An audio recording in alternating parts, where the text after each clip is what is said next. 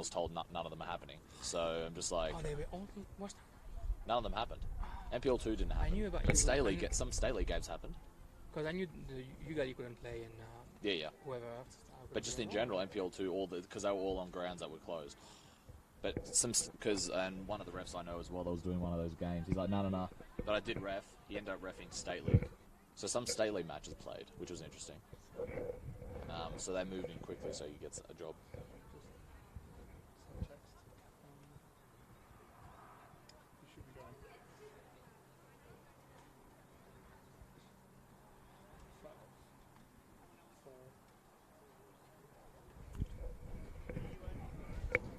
Good afternoon, everyone, and welcome to Hawker Football Center for the NPLW 6th round. Today we are seeing Canberra Olympic hosting Canberra United Academy on Academy's ground due to some pitch being washed out this weekend. I'm Jeremy Magan, I'm your host today, and with me is Matt Nicoletti. How are you, Matt? I'm very good, Jeremy. I'm looking forward to this game today, and you mentioned the interesting, nature of, Canberra United playing their away game at their home ground. We did see it in NPL 1 as well. It seems to be a thing at the moment with all these changes and regulations and whatnot that's happening. But I'm very much looking forward to this game. Of course, Olympic, who had the bye last week, they have a point to prove after they lost to Canberra, Croatia. And then, of course, Canberra United also lost to Canberra, Croatia last week. But I was still impressed with how they played, especially in the first half. I felt they brought the intensity that they've lacked a little bit this season, especially in midfield. Like, they won quite a lot. They were quite aggressive in midfield, which, if they keep that going, they've got a lot to build on, especially for the end of the season and, more importantly, next year. Exactly, and I was hearing Scott O'Donnell talking to his girls before the game, and that's what he told them. They didn't have to shy away from last week's defeat. They played a very good first half, and he told them to just keep the intensity for the whole game this week. We're seeing the two teams slowly taking ground. Little huddle on the right for Canberra United Academy. The referees are walking in. The referees today in the center will be Nathan Shakespeare, Blake Baldwin, and Alice Fisher are his two assistants. I'll quickly go to the lineups. So Canberra United Academy playing on your right with dark green shirts. Isabel Davey is the goalkeeper. Alice Jensen on the right. Daisy Canavan and Annalise Grove centre backs. Last week, Catherine Chio took a bit of a knock against Canberra, Croatia, so she's not playing today. And Daisy Canavan, who actually got subbed in last week and scored an amazing goal, is in the starting lineup. Tyler Hampson, left back. The midfield will be Meg Roden, Tara Cannon, and Sasha Grove. And then up front, Alexandra Giddis, Hayley Taylor-Young, and Sophia Christopherson. No changes there. For Canberra Olympic, on your left, playing in blue jerseys, Angelica Pahina is the goalkeeper. The back four is Victoria Jamieson, Hella Hemmings, Alexandra Cook, and Sienna Farrar as a right back.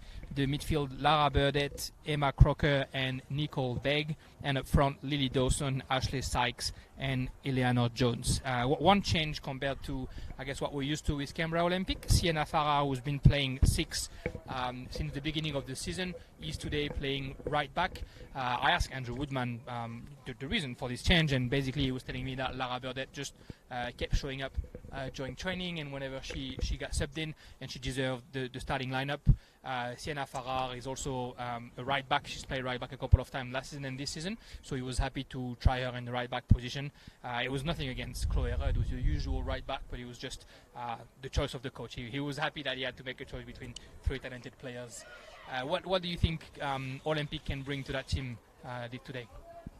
Oh, they can bring a lot. Like I said, they'll feel like they have something to prove, especially with the first half against Canberra, Croatia. I mean, I'm sure Andrew Woodman's had a week to look back on what happened, and But in saying that, though, they're against teams that they're considered the favourites over. They've beaten the majority of them quite impressively. So I'm really looking forward to this one because Canberra United, you wouldn't think, are one of those teams. So it's going to be. I think we're going to have a very, very interesting matchup today. And for me, the key is, what sort of intensity Canberra United are going to bring? Are they going to bring what they brought last week in the first half especially? If so, they've got I think they have a decent chance, but let's be honest, they do. Canberra United have to keep out Ashley Sykes. That is and Nicole Begg. That's the key, and it always is. So let's see if Canberra United start with a bang. That would be my best guess. Exactly. If I was Scott O'Donnell, try and start with a bang. Exactly, and Nathan Shakespeare with all the kickoff in the meantime. I think the Sykes sisters will always be the main threats.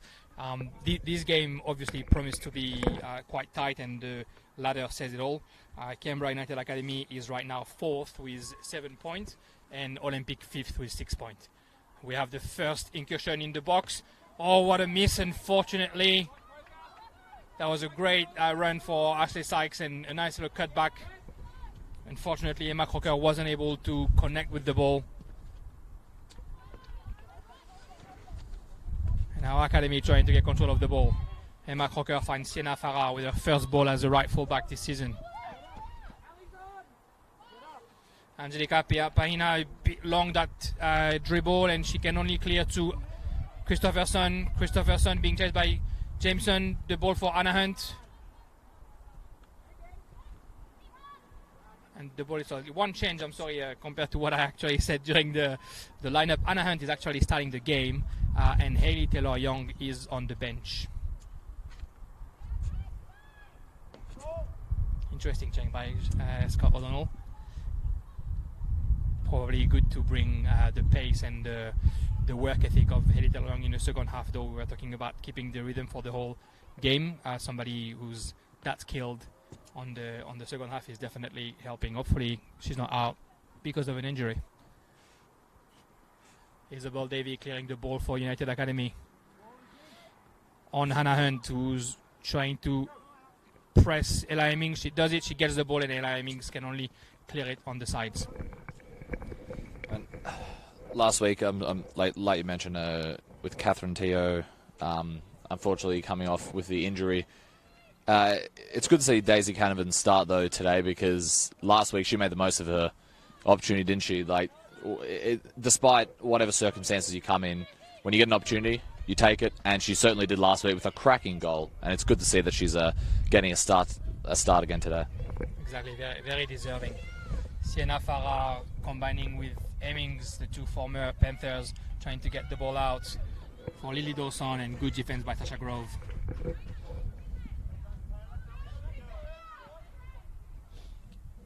Can hear a lot of talk in the Canberra United Academy team, trying to make sure they keep that press high, helping each other, getting the right position.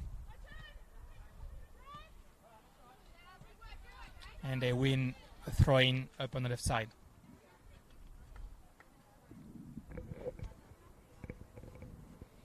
Taylor Hampson looking for Anna Hunt. Finds her. Hunt's pass, unfortunately, goes straight to Ashley Sykes.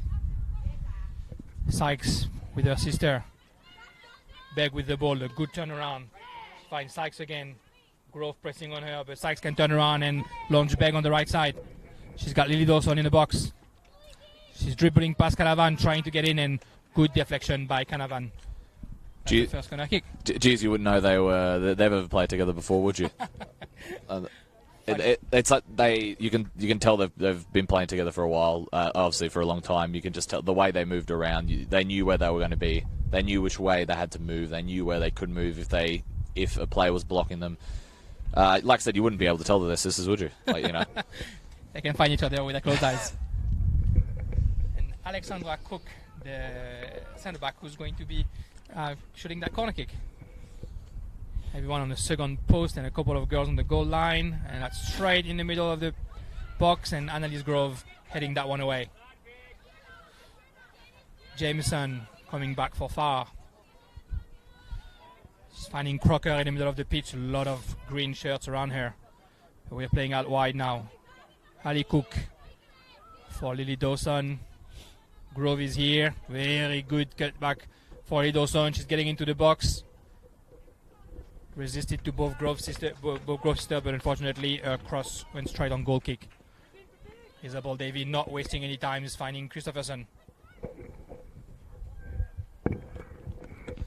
Jensen, long ball for Anna Hunt, trying to get behind Hemmings, but the ball goes out.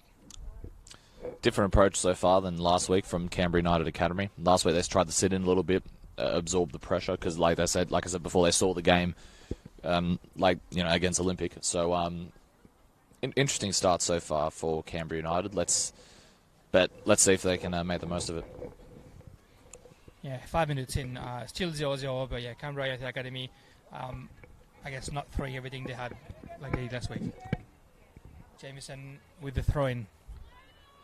Finds the Goldberg who can turn around and eliminate Cannon, but then the ball is recovered by Annalise Grove, who's trying to find Giddis. Farah was here. And Mark Rocker for Farah again. Turn around. She's looking for Nicole Beck. She's finding her, and now Sykes. Sykes, great ball behind the defense for Begg. Very good talking by Davey, who gets the ball straight away. Very good passing game so far, implemented by Canberra Olympic, and it seems they can get past the CUA defence with a couple of quick 1-2 passes, and it all starts with Farah so far anyway. So it's good to see that, as a coach, if your defenders can start the play, you've got a good solid base moving forward. Exactly, yeah. Putting somebody like Sina Farah, who did so well in the midfield, in defense, is just adding that cool and composed kind of touch in an area where there might be a lot of pressure. Jamieson with the throw-in.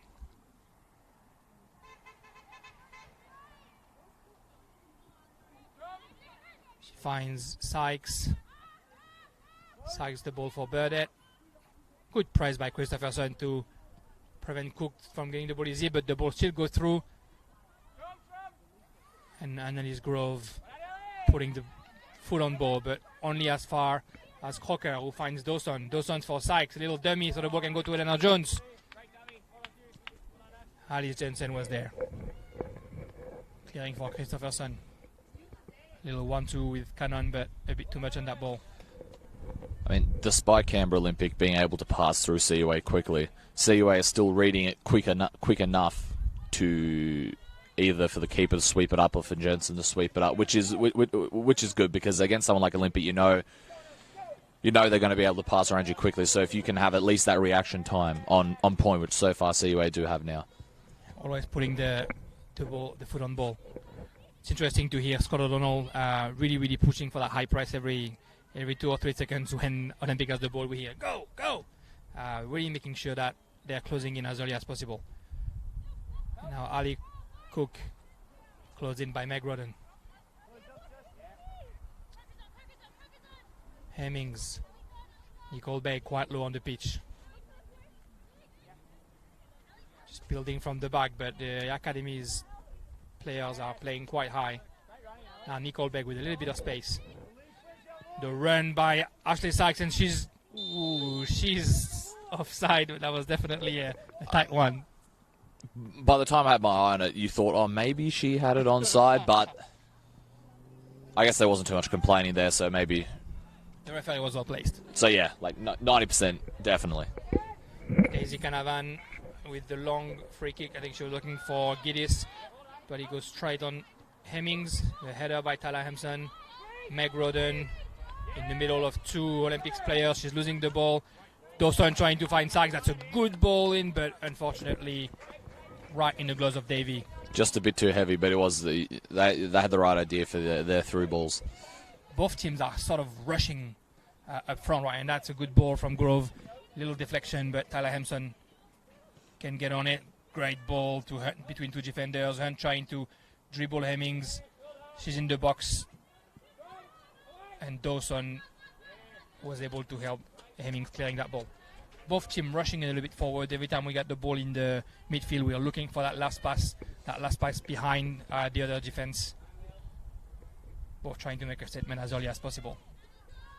Farah protecting that ball under Giddis' pressure, and she gets a goal kick.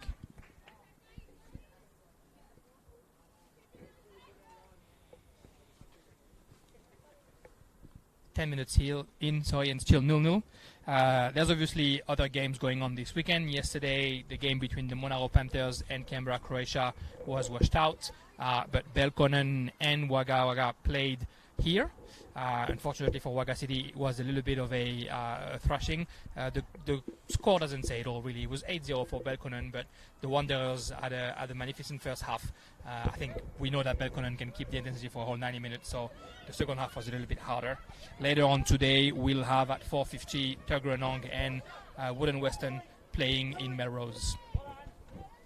And for NPL 1, yesterday, Monaro Panthers and Tuggeranong played at Riverside. It was 1-1. And Olympic and Gongalin played at Melrose 3-3. It's going to be a good game to talk about during your M&M podcast, Matt. Definitely tune in every Tuesday at 5 p.m. You were on the show last week, Jeremy, of course, with the great stuff you're doing with MPLW, with your previews and your reviews. And look, I'm just looking. I was about to say, look, we are still going to have a show. Obviously, unfortunately, we're not going to be able to talk about MPL2. Well, at least not this week anyway. But we will still be able to talk about all the games for MPL 1 and W, which we couldn't say 2 weeks ago when it was washed out. So at least, luckily enough, all the games that we need to do have been rescheduled on synthetics. Sasha Grove with the ball, 25 meters away from Olympics goal. Unfortunately, that ball is lost. Eleanor Jones trying to take on Alice Jensen, but good cover. And yet, 10 minutes over at Nijong, it is still 0-0 between Tigers and Woden Western. That is a must-win for Tigers if they want to stay in pole position for 4th place, which they currently are at the moment. Sasha Grove, getting into the box. A nice right foot, and that goes in. What a goal. That's exactly the sort of start that they needed. They need to start with a bang, and at the moment, Canberra United certainly did. Fantastic start for them. And I was just going to say earlier that Sasha Grove could have passed the ball before and lost it, but right now she just ran with the ball, got into the box, no hesitation, a nice little precise shot, right foot right in the left opposite net. Beautiful, not a lot that Pahina could do on that one. 12 minutes in, 1-0 for Canberra United Academy.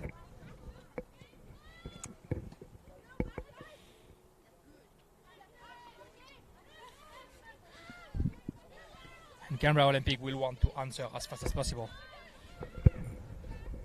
The ball in the back for Hemmings. Now Cook. One of those long ball again.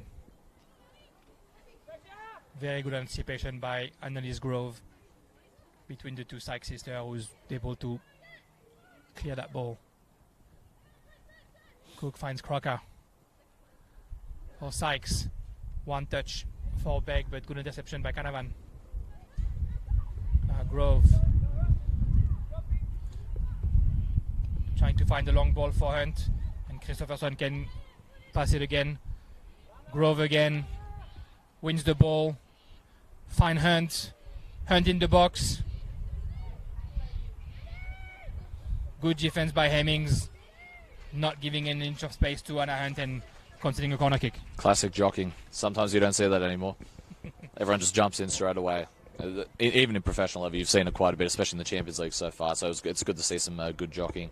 And this is more of a question for you, I would assume, Jeremy. Against the teams with the biggest names anyway, such as Belconnen, Gungahlin, Canberra, Croatia, Olympic, is this the first time Canberra United this season have gone ahead first? Well, there we go.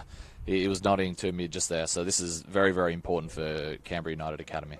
Exactly. I think something that we've seen with Canberra United Academy is they can create a lot of opportunities. They haven't been as lethal as they wish they'd be, and I've repeated that a few times.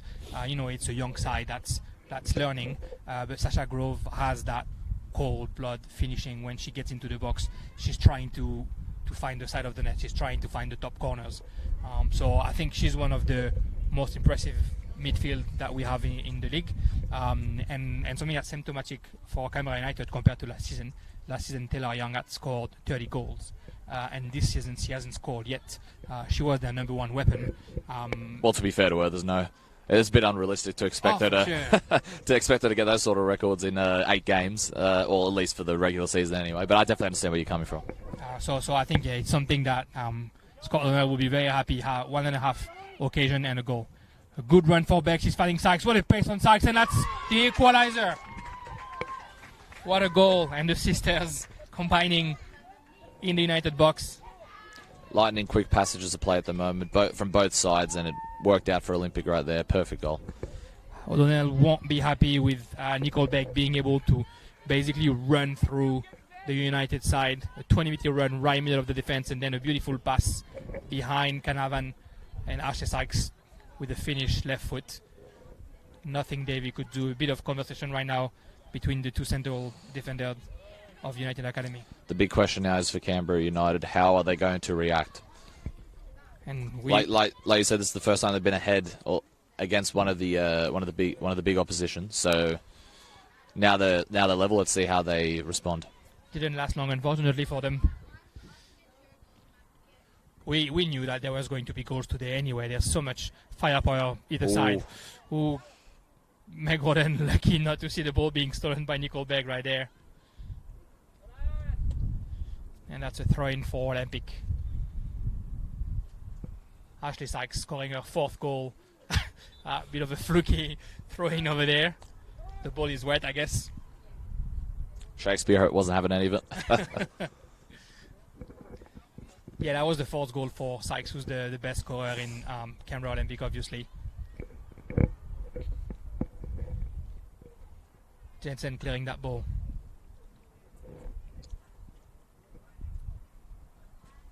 Well, the start of the game, 15 minutes in and 1-1 already. Sasha Grove and Ashley Sykes responding to her less than 5 minutes later. Jameson with the throw-in. She's finding Jones. Back to Jameson. Left cross. The header for Crocker, but Grove is here. Clears the ball. Christopherson. Ball back in Olympic feet. Lara Burdett, 25 meters away. Bad control, unfortunately. Meg Roden can clear the ball. Sienna Farr under pressure by Giddis. She finds Burdett. Very good control. Farr under pressure again. Can turn around. Plays with Dawson. Dawson back to Farr. And we're changing the game all the way to Ali Cook. Cook's got a bit of space. A little bit too much space. No one's attacking her, and she can give the ball to Jameson down the left. Good closing by Daisy Canavan.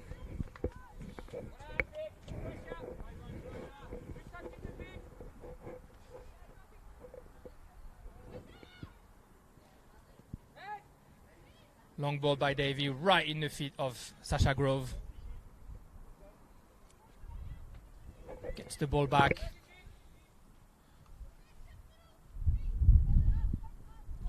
Moving the ball towards the left. Annalise Grove. Tyler Hampson. Can turn around. Unfortunately, no one in front of her. And Olympic again with the ball. Jameson playing quite high on the pitch for Olympic right now, forcing Eleanor Jones to go and cover her for fullback over there. Gidges, good run by Hampson on the left side. She's finding Anna Hunt in the box. Hemmings behind her. Able to put a foot in there. Jameson with the ball for Olympic. Nicole Begg.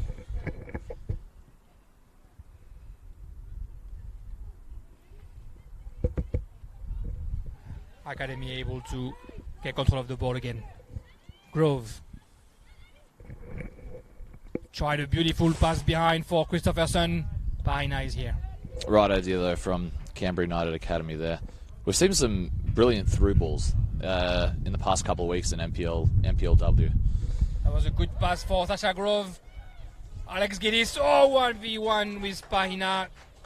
Unfortunately, on her left foot, unable to finish. Pahina saving the defense's blushes there. That could have been very ugly.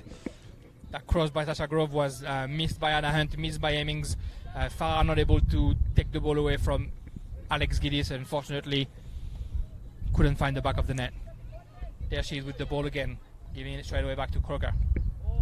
Croker finds Begg for Sykes now. Ashley Sykes, you can see she's trying to go by herself. Good defense by Tyler Hampson. She's trying to look for Anna Hunt. Well done by Hemmings.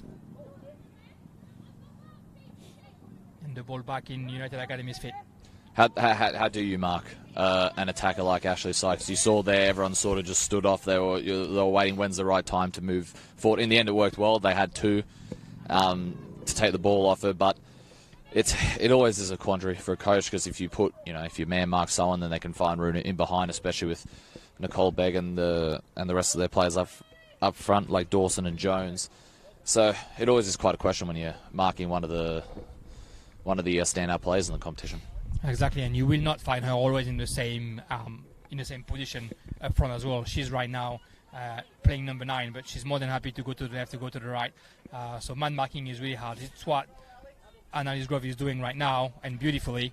But yeah, it's either you breathe down her neck the whole game, which will tire you and might be a problem for the rest of your team, or you try and make sure that whenever she's starting to take a bit of space, somebody can put a foot there. Sasha Grove with a throw-in. Hit the knee of Anna Hunt, unfortunately, and that's a throw-in for Olympic.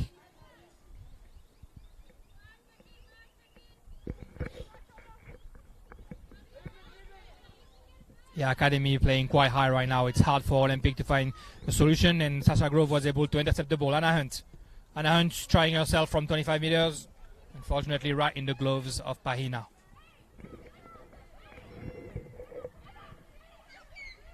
Cook can find Nicole Begg, control a little bit long, but she keeps possession of the ball and find Hemmings. Hemmings for Crocker. And again, that Canberra United press. And they're getting the ball back all the way up in the field.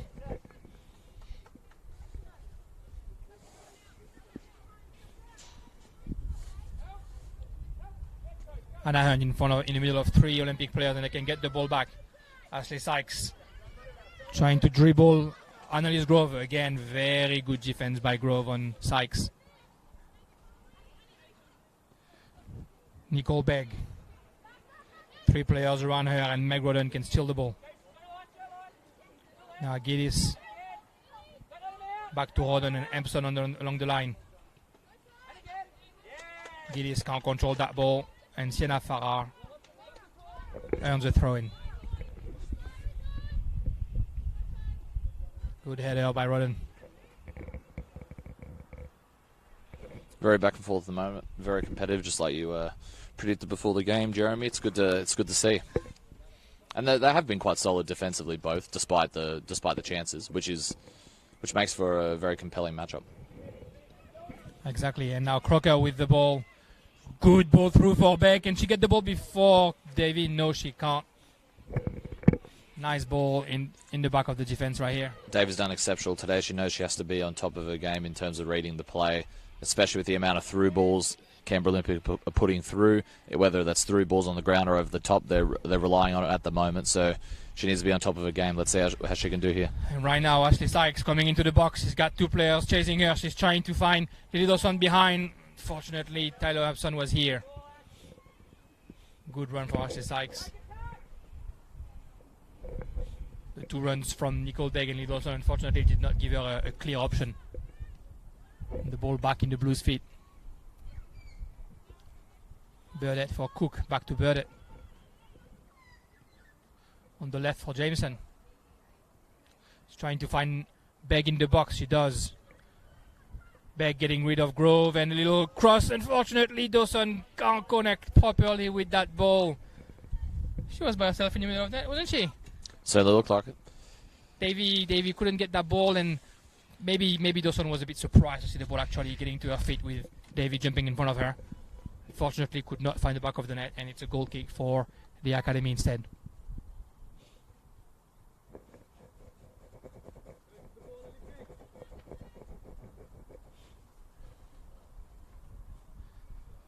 Davy taking her time.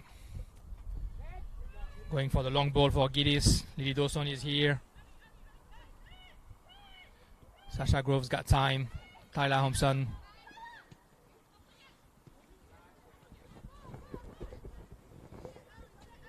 And the throw in. The ball for Rodden. Good control, can turn around, back to Hampson.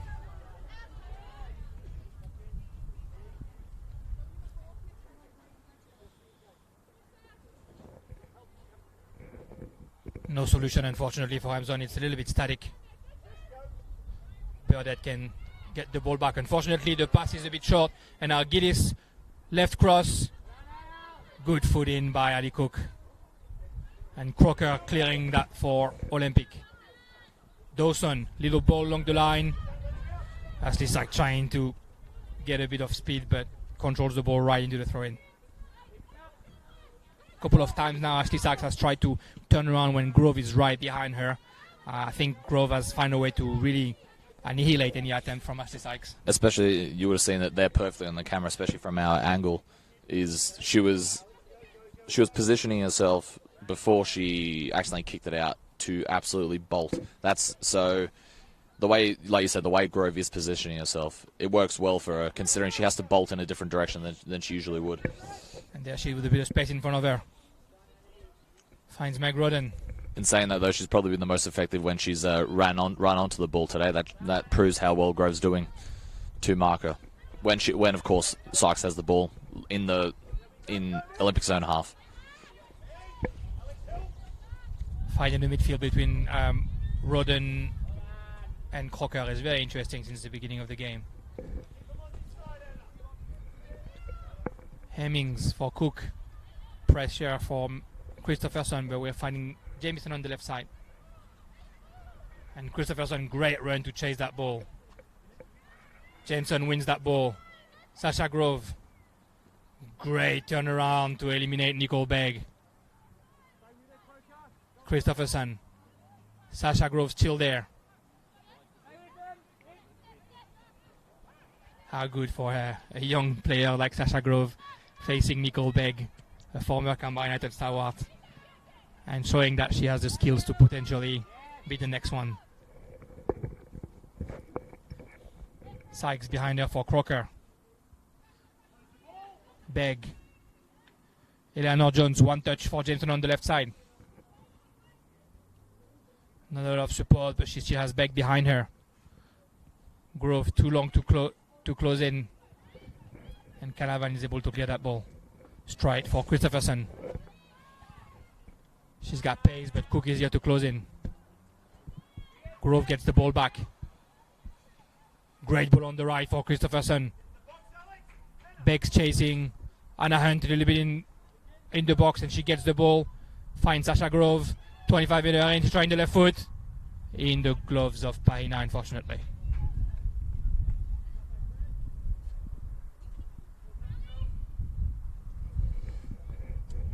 Olympic playing the short game. Scores from around the grounds, it is still 0-0 at Tigers and Western, and that is 25 minutes played over at Nijong and 10 minutes played at Deakin. It is still 0-0 between Canberra Croatia versus Belconnen, both massive matchups in their respect. Exactly, a lot of good games going on this afternoon. Interesting on the right side just earlier, Sasha Grove, she had Christopherson in front of her. She could have looked for her, but unfortunately she just dribbled a little bit too much and then finally passed the ball. We have a first chance of the game, early in the game. Emma Crocker coming out and Emma Guo coming in. Looks like Guo is going to be up front. Interesting decision for Woodman so early on to make a change in that respect. Maybe Crocker took a knock. And Eleanor Jones will now play in the midfield. It's the first ball for Emma Guo, who scored some beautiful goals this season. Now Cook. Emma Guo pressed by Canavan.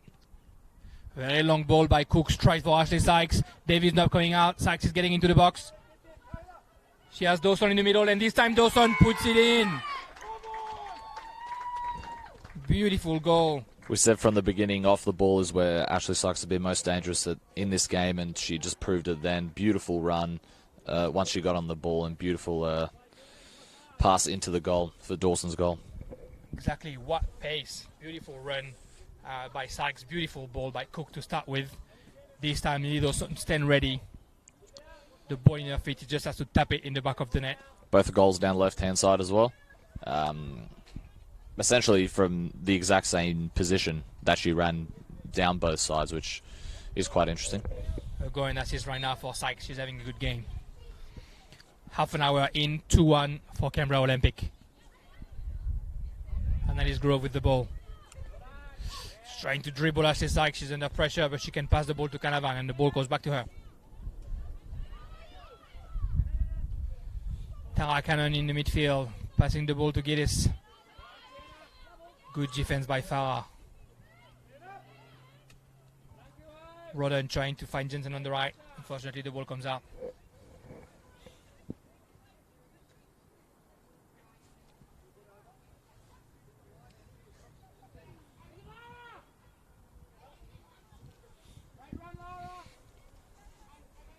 Nicole Beck with the ball, resisting Rodden, trying to turn around, but Sasha Grove is here.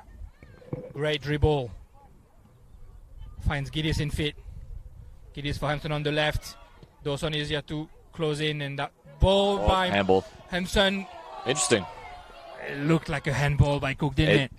The only reason why I called it out is because it definitely looked like one from here. Interesting decision from Shakespeare. I wonder, was it because of where her hands were positioned? We've heard a lot of this talk, especially in the pro football, where their hands were positioned. Unnatural position, was a natural position. You know, that's always the questions going around. But either way, it wasn't given. So Canberra United Academy will just have to keep soldiering on. We definitely heard the scream for handball, but yeah, I think there was no Canberra United Academy players around, so that ball was not going to benefit anyone, and it did touch her leg before it touched her hand. Anna Hand with the ball now. Ali Cook closing on her, asking for a throw-in. It's not given. She still gets the ball back. And also in that position, it's always about how the law's written with what they use. So if you want to look it up, go look up the Capital Football or FFA laws on how they give out penalties or non-penalties for handballs, because in every country, in every state, in every federation, it is always different of how the referees interpret if it's a handball or not in the box in terms of giving a penalty. Academy keep playing. They want to come back before halftime. Annalise Grove. Either way, where's VR when you need it, Jeremy?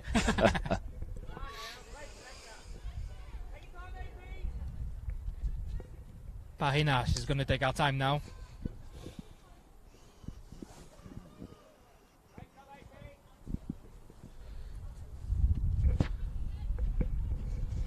Cook looking for Guo. Jensen closing in on her. Earns the throw-in.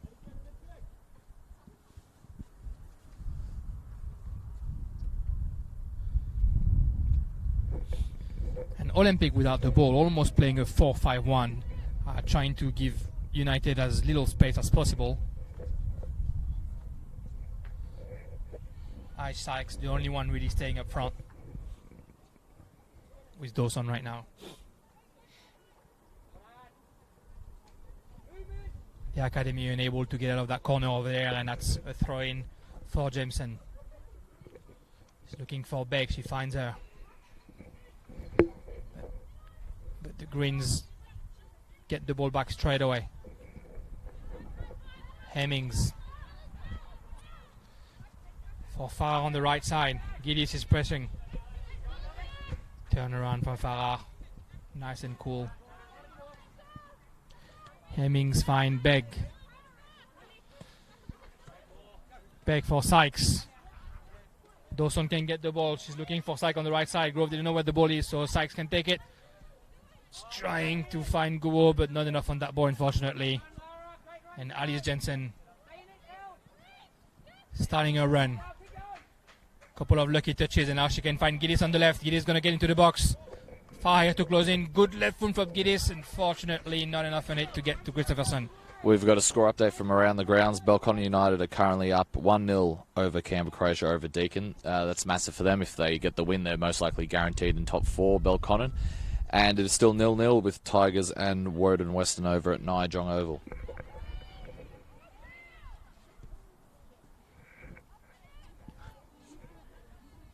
Alice Jensen was trying to win a battle against Guo over there, but Olympic was able to get the ball back. Jameson for Guo, back to Jameson. He's looking for Jones, he finds her. Good defense by Sasha Grove.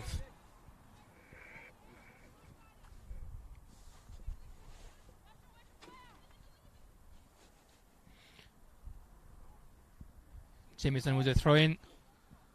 Finds joints in the middle of the park. Ball in the head of Sasha Grove. She stands back up. Cook.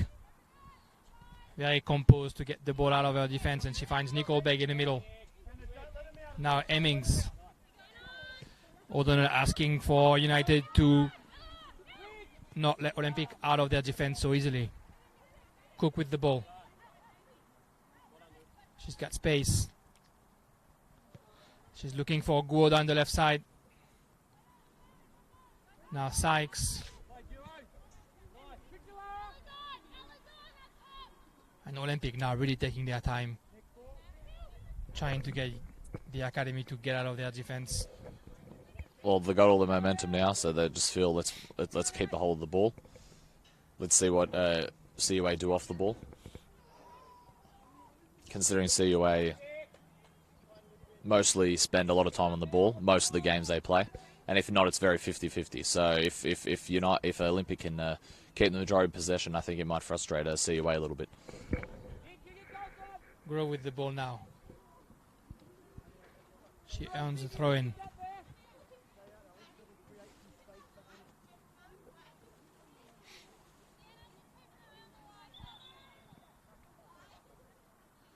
Shakespeare making sure that Jensen takes the throw-in where it's supposed to be.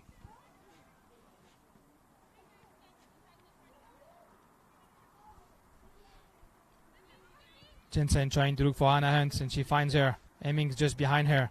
Anna Hunt can turn around. Not finding any solutions, and Hemmings was patient and able to put the foot on ball when it mattered. Guo trying to save that ball before he goes out. She does, and she gets the ball from Jensen.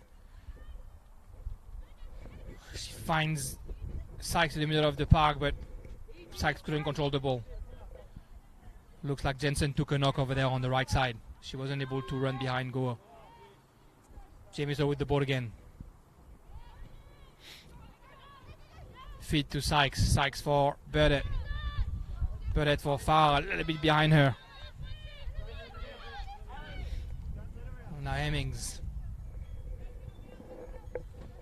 No one attacking Hemmings. She's able to run with the ball. The pass with Dawson, that's a good one too. But Grove is here.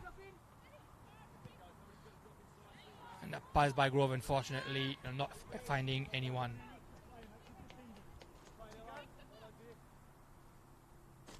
It looks like Jensen is having a hard time even walking over there on the right side, and not asking to be substituted though. Enough for Farah. I mean, some of the runs. Giddis getting into the ball, into the box, trying to find Anna Hunt, but the ball is back on Giddis now. Second chance, Nicole Begg's clearing it. Some of the runs Ella Hemmings is making from the defense have been very, very, very good, and you see like even Nicole Begg is dropping back to cover her in that regard. But some of the 1-2s and dribbling, she can play in quite a few positions. It seems to be a very handy player for Andrew Woodman's side. Exactly, and I think she's been impressive. I'd say despite her size, for a center defender, she was able to make up for her size with her speed and her sense of anticipation. She's also very comfortable ball to feet. The ball looks like it's glued to her when she's dribbling through the midfield, so that's always a good sign. She's got the ball again. Finds Cook next to her. Ashley Sykes starting her run. But Jameson did a beautiful run on the left side as well. Is she going to be able to get the ball before he comes out? Unfortunately not.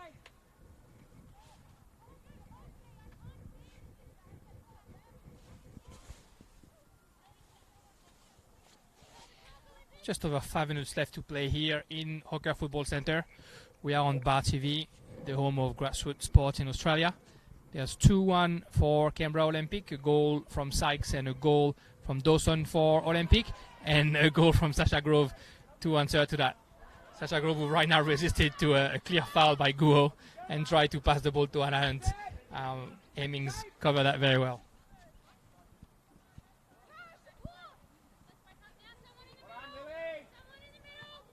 Gillis getting a corner kick after that little duel with Yenafara.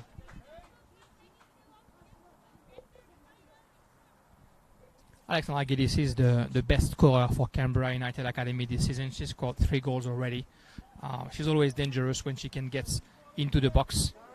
And no doubt she'll try and get a chance on that corner kick. She's on the first post. Tara Cannon shooting that corner.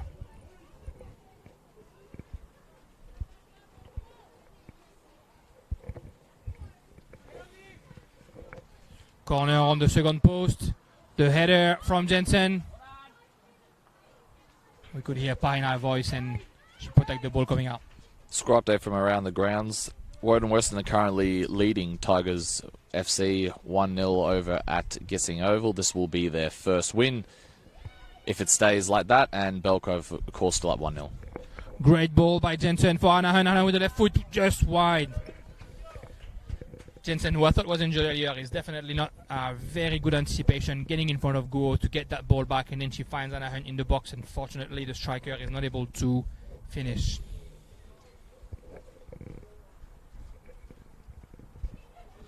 Starts raining a little bit here in Hawker. Hemmings with the ball. That's the run from Ashley Sachs. Unfortunately, the ball wasn't precise enough. But the Academy is losing the ball again. Far for Burdett. Burdett can turn around.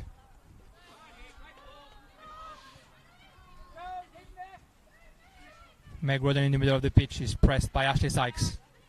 She finds Canavan behind her, and now Grove. Grove for Roden. Hampson complaining that the ball didn't come to her, but now she's there.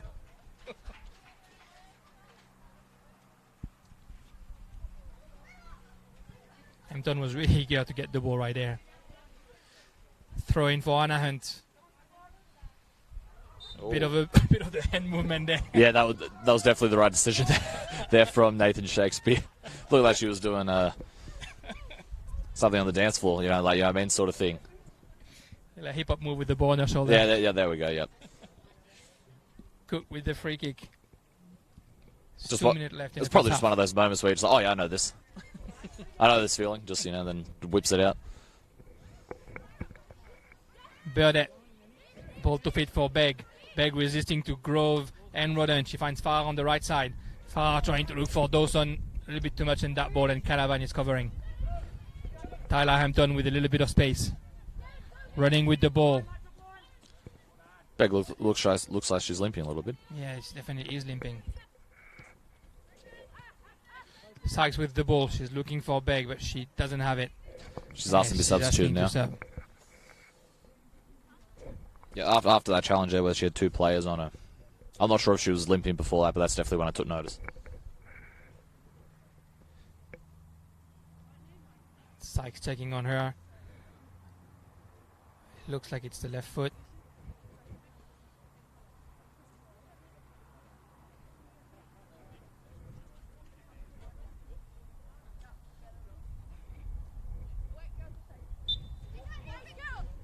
She's coming out for a second. She's not being replaced though.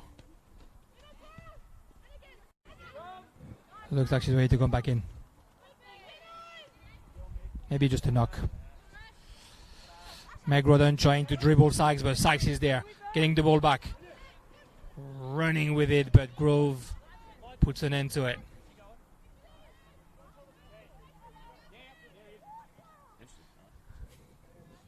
Bit of miscommunication between the ref. I thought usually you have to wait till play stops to go back on.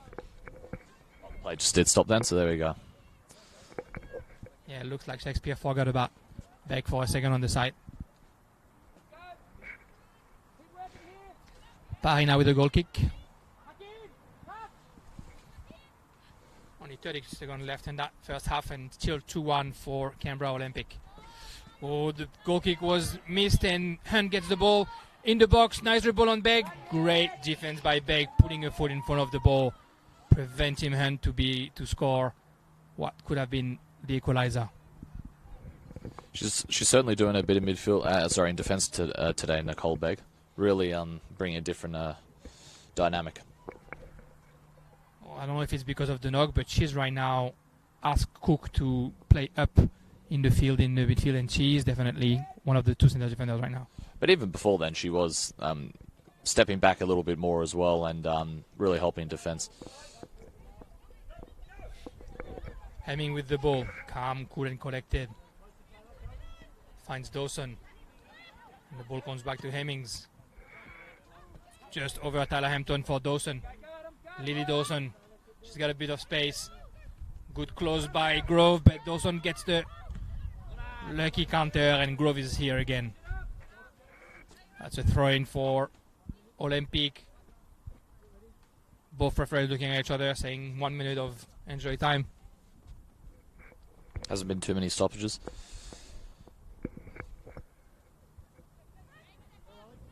Far with the ball. Meg Roden is there, and that's half time. 2-1 for Canberra Olympic. Matt, like we said, the academy was able to start strong and score the goal quite early. Unfortunately, Ashley Sykes did not give him time to enjoy it and score an equalizer. And then 2-1. What can we expect from the second half? It's a bit hard to read because it seemed like CUA sort of fell off there at the end, and when Canberra Olympic were trying to hold possession. So if I was Canberra Olympic, I'd probably try and hold more of the possession because, like I said before, CUA Academy either have the majority of the possession or they're 50-50. So for them to not have a lot of possession, it'll be interesting to see how they react, especially when they're down. But if you're CUA, what would you do? What would you do, Jeremy? Well, I think they definitely had the opportunity. It's about putting them in the back of the net. Anna Hunt had a couple of opportunities, and maybe the easy answer is Hayley Taylor-Young is on the bench, and if she comes in, she might be able to finally find the net this season. We'll see everyone in 15 minutes. Thank you.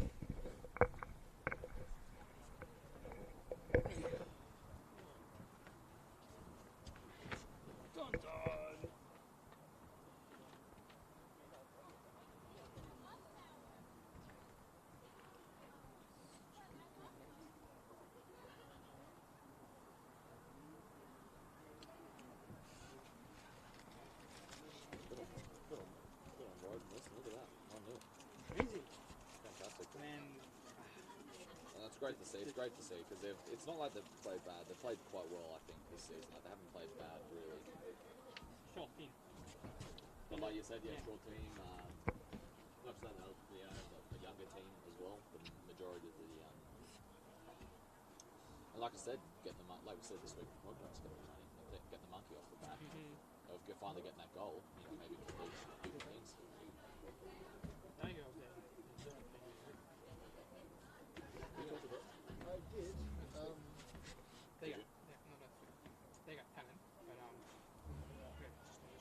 I told Michael to watch this one because we haven't talked to Ryan yet.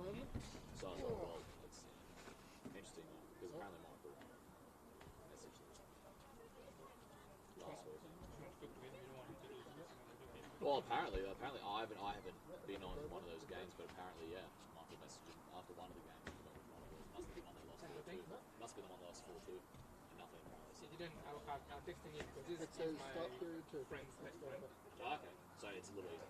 Yeah, so I texted him at the beginning, he didn't really know who I was, and then my mate told him, hey, Jeremy's the guy that talked to you about. So we get along well. The button gets highlighted, so like end period one, I press it, and then it'll just, it won't change? Nothing funny.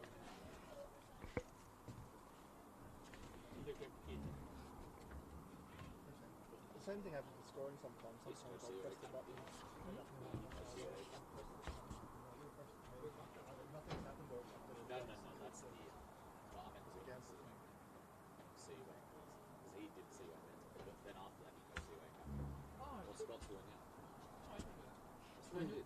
I'm not sure whether it was last season or the season before, but he definitely.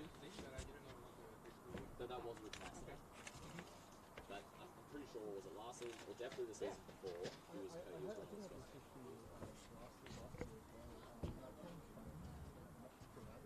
Sorry, they're not allowed to use their change rooms at half time. It could be wider.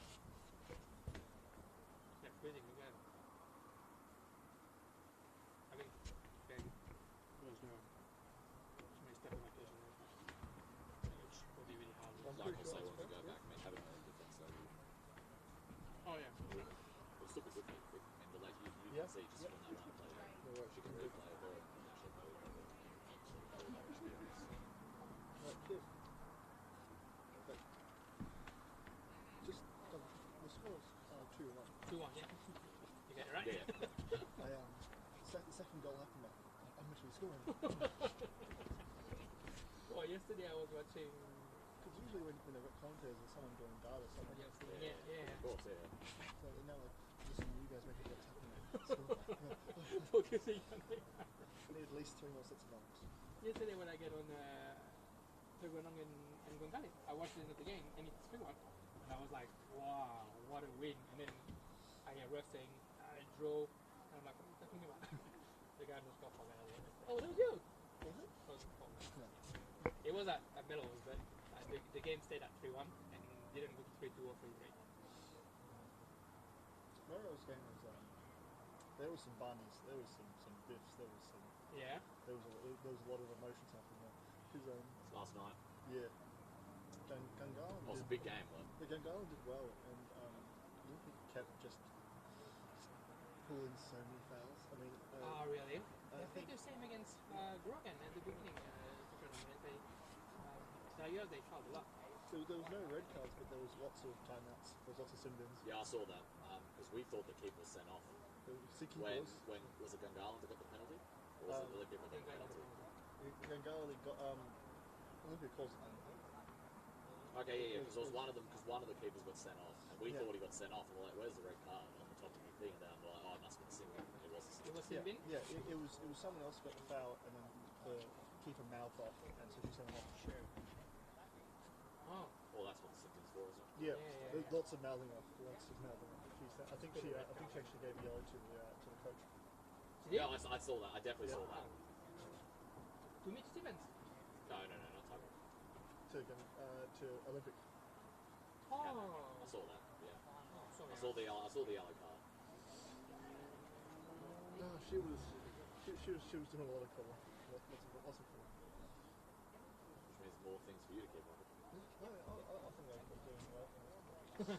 there was one good one at the end, like it was one of the last goals, last scoring moves the entire game, and I followed as I moving, followed back. He ran all the way back, and I saw one guy who was still just on the back of the team, just headed hands, nothing. So I went back and stayed with him and followed him back up. Poor guy. Because when you're playing hard for money, it's just not going your way. It's hard to keep going.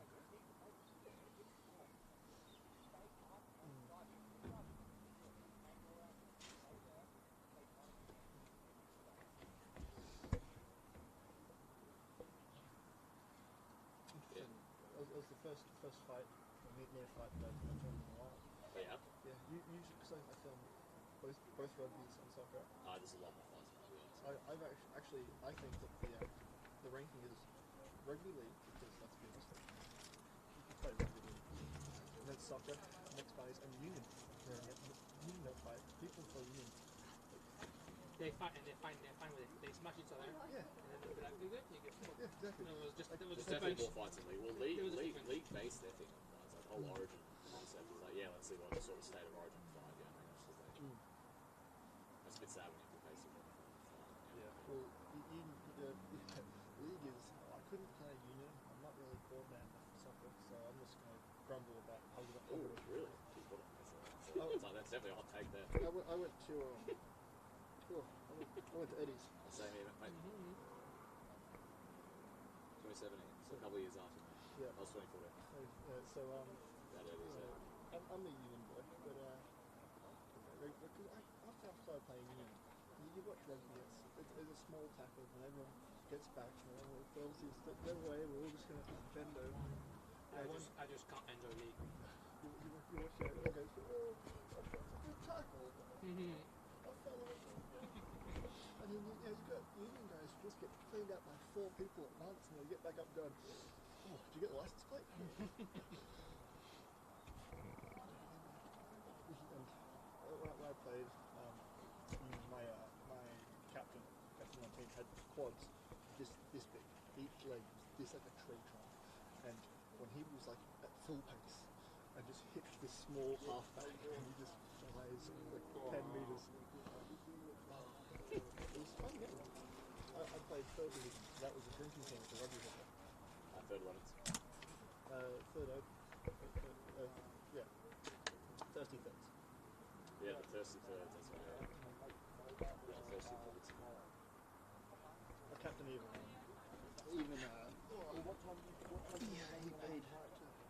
of every single person that keeps changing. Oh, he probably would have been the year below. Do you know Davison Myers? Name rings a bell. He would have been the year below 2018.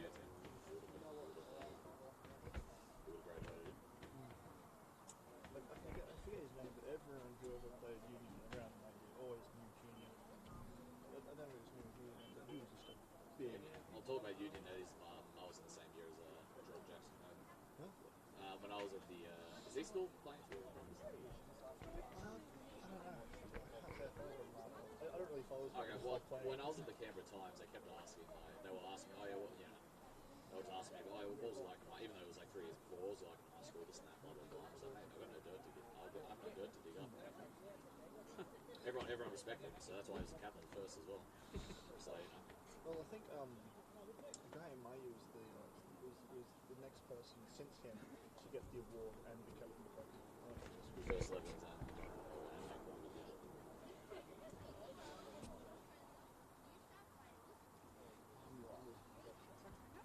You guys want to get ready to start up again?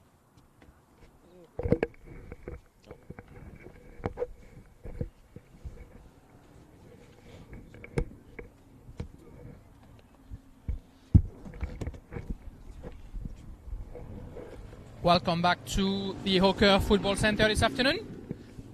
The referees are coming back on the field as well. A bit of motorbike driving by, sorry. That is one loud motorbike, jeez. The two teams are back on the field. I didn't see any changes at halftime. 2-1 for Olympic still. Haley Taylor-Young still not coming in for Canberra United Academy. How long do you give it till they bring her in, Jeremy? I mean, if she's healthy, I would assume that she's going to come back for the last half hour. Anna Hunt didn't play last week and took a knock the week before, so I don't know if she got a full 90 minutes in her legs. But I don't know if Haley is injured, to be honest. I'm not sure if that's the reason why she's not playing today.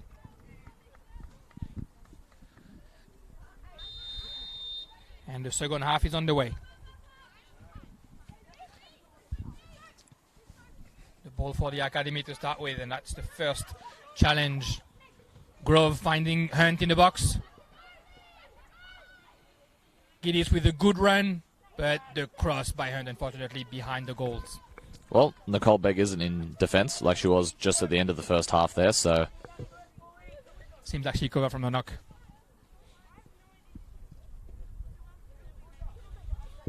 Paina finds Cook. Academy showing straight away that they really want to get that goal back. High press everywhere. Grove chasing the ball. Hemmings has Grove and Hunt on her now, but she's finding Cook.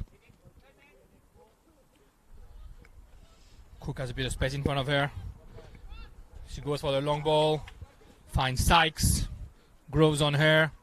Sykes try to take over Grove, but a good defense by Grove throws her in the net, unfortunately.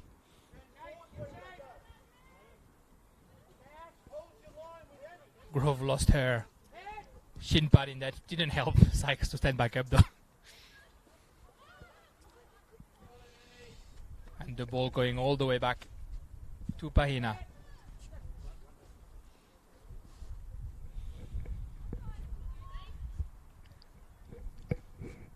Cook again. They're going to have to start closing in on Ali Cook because she's finding space, and then she's always got the right pass to try and find the forwards. Hemmings. Farrell doing the run, asking for the ball, but unfortunately Hemmings could not lift it past Giddis. The throwing by Dawson. She finds Hemmings behind her. Hemmings under pressure. Switching the game for Cook, and again Cook with space, and she's going to be able to find Sykes. A little touch for Begg, not offside. Begg passing the ball to Farah, and unfortunately the ball goes in. And that's 3-1. Sienna Farah, first goal this season. She looked like she was, Begg looked like she was going to shoot there, and then she decided to take another touch. Worked out well. Farah did very well to get on there, and even though she couldn't get a foot on the ball immediately, just, force yourself in there, force yourself in that position to force a goal, and now they're up 3-1. It's all for CUA to do, not the start to the half Scott O'Donnell would have liked. Exactly. After they created the first chance, unfortunately, they were unable to defend that one well. And we saw again Cook with enough space to be able to bring the ball up, finding Sykes, and Sykes just a little touch to send Begg in the defense, and then great show of strength by Farah against Hampton to put the ball in the back of the net. Olympic with the ball again in the Academy's half. Lily Dawson with Burdett. Burdett for Jones, and Jones comes back to Hemmings. Hemmings, good dribble. Great left pass for Ashley Sykes in front of Davy. Good tackle by Davy. Fantastic save. It looked like Davy didn't realise that she did save it. She's just like, oh, where'd the ball go? But fantastic stuff there. I mean, unlike Begg before, who had the extra chance to, that extra moment to have an extra touch, Ashley didn't have that extra moment to have a touch there because Davy was immediately there. Like I said, she's done very well to read the game today. Like the majority of the goals, you cannot blame her whatsoever. She's done very, very well. Exactly. Anna Hunt with the ball. Christopherson on the right. Back to Anna Hunt.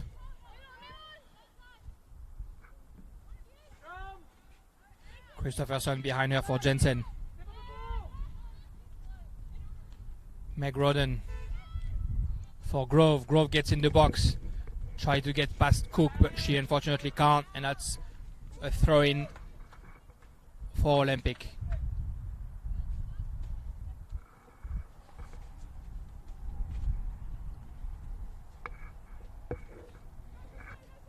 Jameson for Begg, and back to Jameson. Fortunately can't control that ball, and now the throw-in is going to be a bit more dangerous for the Academy. Jensen with McGrodden. The pass to Christopherson. Jensen. Cook. She finds Sykes. Sykes can pass the ball to Jones and has the ball back, and now Sykes has a bit of space. Canavan with her. 1v1. Now 3v1, but she's finding Jones next to her. 1-2. Sykes still with the ball. Pass it for Begg. Begg's in the box. Little left foot. Emma Guo can't put her foot on the ball properly, and then the ball goes to Davy.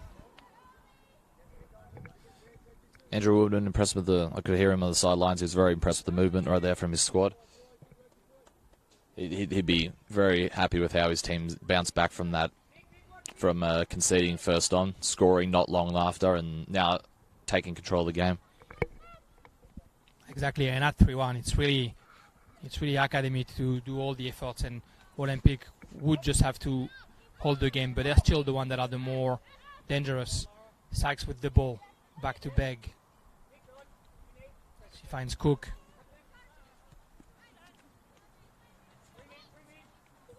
Begg on the side for Jameson. Too much hesitation in the midfield for Academy, and Guo was able to kick the ball out.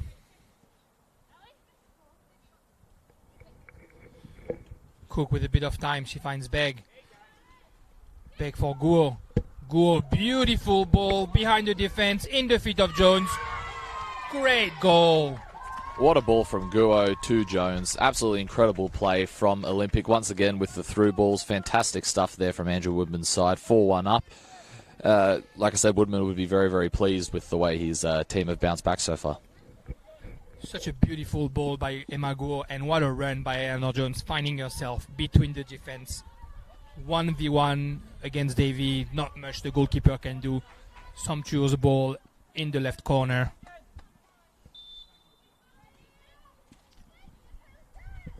And the Academy now trading 3 goals.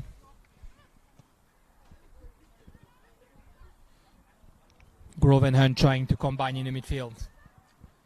Grove can get the ball. She has a bit of space now. But 3 Olympics players around her. Trying to find Hunt, but Corbett was able to get in the middle. Cook, sorry. for Jamieson. Along the line for Ashley Sykes, a little bit too long.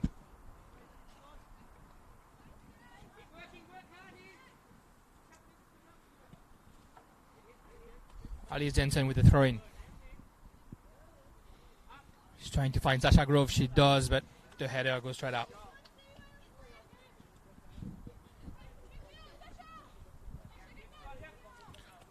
Ali Cook with the long throw.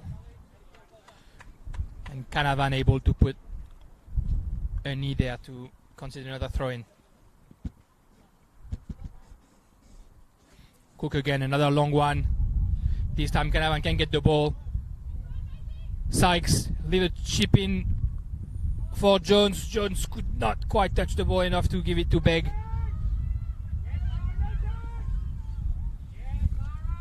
And Academy trying to get the ball out of their half, but the press from Olympic is actually quite persistent, and it's hard for Tara Cannon to get that ball out right now. She's finding Hampton on the right side, on the left side, excuse me.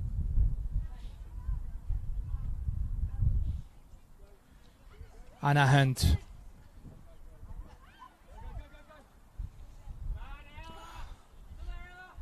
Anna Hunt trying to get past Ella Hemmings, but she was able to put a foot on there, and now Olympic gets the ball back. Beautiful work there from Ella Hemmings. She didn't give up. It looked like she was going to fall over due to the momentum. However, she did a fantastic job to clear it. And look at that run from Lily Dawson, going all the way to the box. Ooh. Get a couple of lucky counter, could not quite pass the ball, but no one was bothering her. She ran all the way to the box. And Taylor Hampson there trying to clear it, and it coming off the Olympic player, that could have ended very badly. Now Nicole Begg with the ball again. A ball right in the head of Annalise Grove, which just shakes it off. Great ball behind Cook for Anna Hunt. Anna Hunt gets in the box. She's got Giddis. Oh, she could have passed the ball before. She doesn't, unfortunately. And that's a corner kick.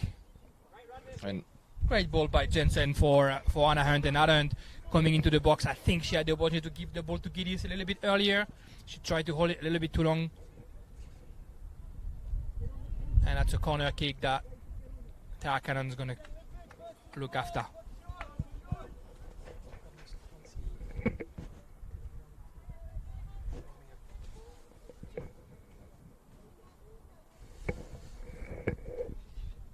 The corner for Cannon, the first one was around the second post. Christopherson put herself right in front of Bahina, and the ref is making sure that there's not too much contact in there.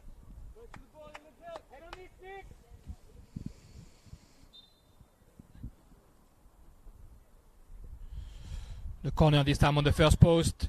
We heard Bahina, and she's able to sort of box it out, and Guo trying to clear, hits Cannon, and it's a goal kick, for Olympic.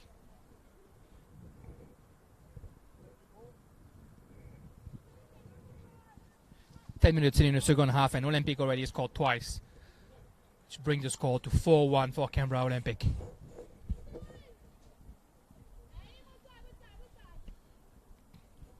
Cook switching to Hemmings. Hemmings looking for the long ball for Dawson. Dawson has space on Hampson, but the ball goes into throw-in.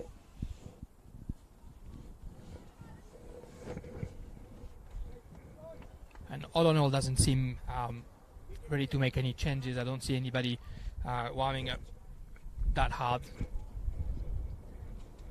Got to warm up, stay warm though, huh? In this weather.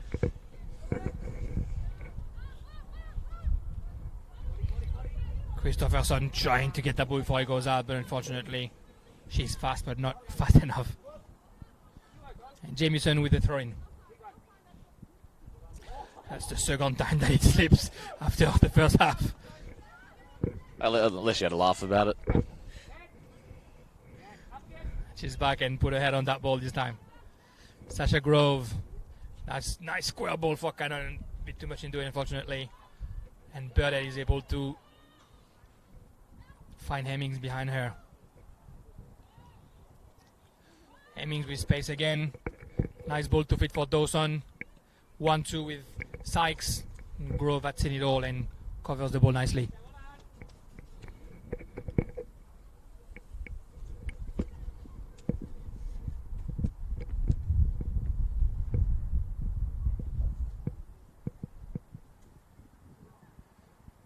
Farah with the throw-in. She finds Sykes in feet. Cannon behind her, but not a lot of pressure. The ball's back in Sykes' feet. And Grove puts it out. That's a corner kick for Olympic.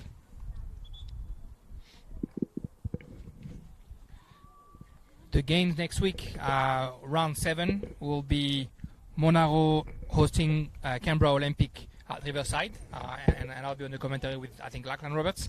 And then on Sunday, we got 3 games. Two of them will be commented.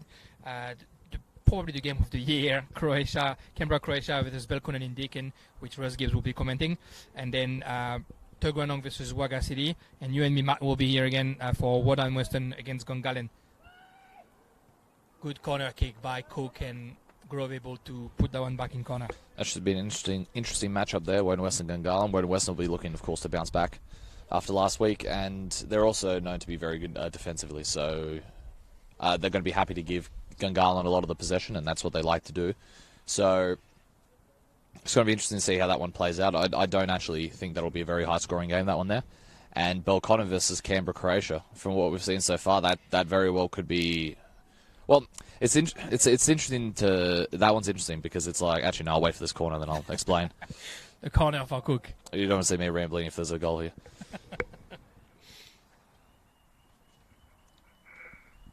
Cook with her left foot. Jones at the end of the box for a second ball potentially. The ball goes back out to Cook. Unfortunately, she misses the control and that's a throw-in. Okay, so yeah, as I was saying, but Canberra Croatia have scored a lot of goals this year and have conceded a lot. Well, a lot, in relative to them scoring a lot. Obviously, it's not like they've gotten smashed in any of the games. But Belconnen are a completely different beast. Usually, it's these games like we saw with the Olympic one. They score a lot and then sometimes they'll concede a bit. But Olympic still Belconnen have only still conceded 1 goal this season, and of course last season they only conceded 2. So for anyone thinking that might be a high-scoring game, it might not. It's hard to see. If that's a high-scoring game, that will be extremely interesting. But it definitely will be very, very competitive. Sykes with the ball now, and she's finding Guo on the left. She's getting the ball again. Dribbling Cannon. And she's stopping with Jensen on the floor. And what was the other match there? It was Tuggeranong Wagga next week? Tuggeranong against Wagga City, yes, exactly.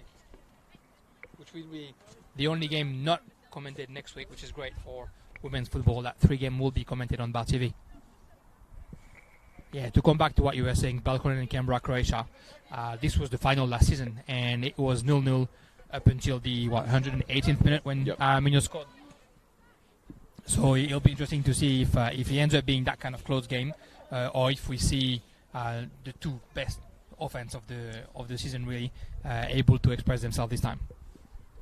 They can easily express themselves, and it still be a very close, not many goals scored matches. I mean, the keepers could have a very, very good game. They're both going to be obviously key to their sides because I think a lot of chances will be created, or it's going to be more of a stalemate. Not in terms of like a 0-0, but in terms of like they're counter for counter. They're working each other out. Very strategic in that sense. So it could go either way. I don't think we'll see a middle sort of game, if that makes sense. Yeah, I agree. That ball here by Grove for Hunt. Hunt taking the best of Cook, but not Hemmings. Great defense by Canberra Olympic over here, just closing in on Hunt. Sasha Grove gets the ball. She's 25 meters away. Step over. Trying to find Giddis, but Jamieson is here. And now Jones. Good defense by Meg Roden in the midfield. Tara Cannon. Back down for Annalise Grove. Finds Christopherson in feet. Good defense by Farrar, and now Burdett has the ball. Christopherson wants to get it back, but Burdett's able to get out of it.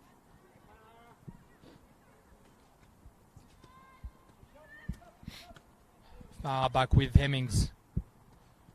Switching the game for Cook. Cook looking for potentially a long ball. Good anticipation for United, but Jamison gets the ball back, and now Sykes finds Begg. Little one for Jones. Jones for Dawson. Dawson can turn around, and there's a little bit too much in that ball for Farr. Score update from around the grounds. Woden is still leading Tigers 1-0, and the second half is yet to resume. They're just about to kick off, or might have kicked off by now, between Belconnen 1, Canberra, Croatia 0. Now, like I said before, how fantastic is that for Woden? They finally got their first goal, and after getting that monkey off the back, they've been leading this game for a while. If they can get a win here, Jeremy, that's fantastic for them. Sometimes you just got to get the monkey off the back if that's the case. Exactly, and that's all we wish them, to try and get some points on that ladder. And Magu not able to control that ball, and that's a throw-in for the academy. I heard Coach O'Donnell asking Anna Hunt if she was okay to keep playing. She nodded, but I think a couple of players are ramping up the warm-up over here for the academy. That was a good ball for Anna Hunt, but Cook did not leave a chance. And look at Olympic. There's 6 players almost defending as low as possible to prevent the academy from getting back that hope that the second goal could bring them.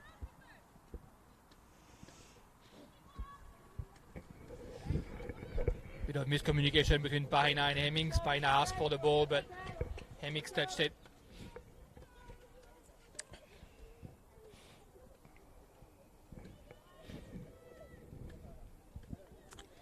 Hampson looking for solution. She finds Meg Rodden in the midfield. A bit too much in that control. And just looking at the table at the moment, this will be if it stays like this, Canberra Olympic will be very happy because they'll head into the top 4 with one match left for them to play. With one match in hand, as Canberra United Academy have the bye this week. As we mentioned on the M&M podcast, Canberra Football Show, Jeremy, with you, last week, we got a bit of a race going on for the top 3. 3 undefeated teams so far. That's very rare. We don't usually get that by this point. And if we do, it's usually 2. So it's good to see a third member in the race at the moment. Exactly, and that makes that game between Canberra, Croatia and Belconnen that more important. Those 2 teams haven't lost yet. There was one draw between Gungahlin and Belconnen. Which was massive for Gungahlin. Absolutely massive. That was a great effort for Gungahlin for sure. Cook again with space. Finds Sykes. Sykes letting her pace speak. Again through 2 defenders. Cut back with left foot, and Guo not able to connect properly with it. Try that little Madger, but couldn't score. Like I was saying, that puts them in the top 4, and it would put them on 9 points, 2 points above Canberra United Academy, and also Olympic have a game in hand. So that works in their favour very, very much. This definitely, if they win this, they're sitting pretty for finals with two rounds left after the bye. Exactly, and they can take advantage of the big 3 still facing each other to grab some points there. I think that also makes the final match day of the season between Canberra, Croatia and Gungahlin another massive matchup, just Definitely. like the one this weekend between Belco and Croatia. The cross for Begg, Ryan to Dawson, and Dawson is able to put that one in. Begg with the ball on the left. Cross that stays on the floor. Unfortunately, no one can put their foot on there, and then Lily Dawson opens her right foot. Davy could touch that ball, deflected, but not enough, and it ends up in her net. Unfortunate there for Davy. I mean, when as a keeper, when you go to save a ball, if you're going to punch it out, it's always punch it out to the side. So unfortunate that it punched it sort of back in that regard to the side. Unfortunate there for Davy. Good forceful nature though to force that goal from Dawson. Exactly, and that's 5-1 now for Olympic. We've seen a trend here. Whenever Canberra Olympic seem to win, it always seems to be a heavy win. So it's going to be interesting to see how they match up if they do make finals. How they match up against the big 3, because they've clearly improved as the season's gone on. So it's going to be interesting. And they did give Canberra Croatia a bit of a match in that second half there, even though they didn't really show up in the first half. And that first game against Gungahlin was was the first game for Canberra Olympic, and Ashley Sykes wasn't playing, and that was the first game since so many players have signed during the off-season. So I think if they are to face each other again, it's going to be a completely different game. And if that is the Final Four, it's going to be a very, very competitive Final Four. Some interesting matchups, as will if Canberra United make the top 4 as well. And Canberra United Academy will have their bye next week. So yeah, with potentially the fear of seeing everyone 4 points away from them at least, Which makes this game all the more crucial. there's 20 minutes left. Seems hard for the academy, but a goal soon could change that. That's a good shot by Tara Cannon just over the bar. And that's what we haven't seen yet by the academy, and what we want to see more of.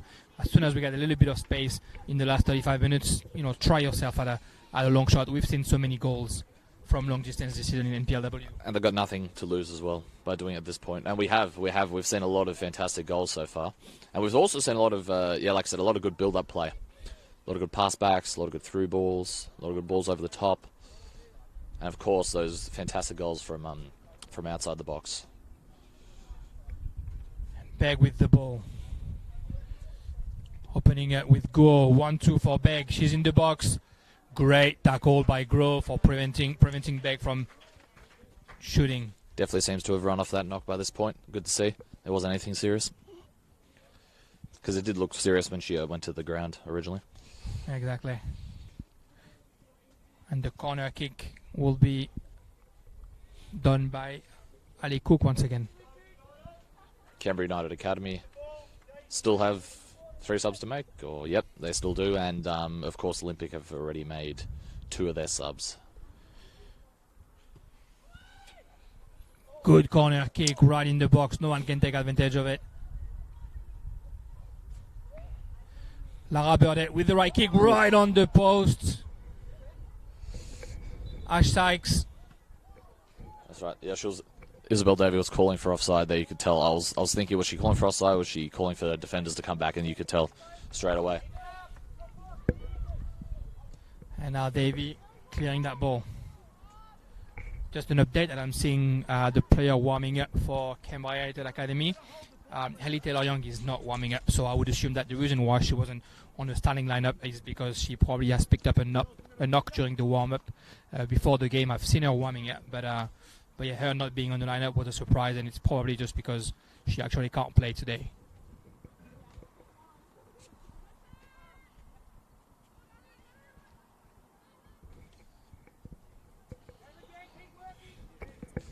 Yes, sometimes as a coach, you just got to, even though they're some of your best players, sometimes you just got to take that risk and not play them, rest them. Like we saw it in the first week, Andrew Woodman said, "Look, it's nothing serious, but we just want to be safe with Ashley Sykes being out."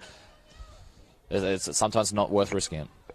Definitely not worth getting injured. The season is short, and there's more to come for those young players.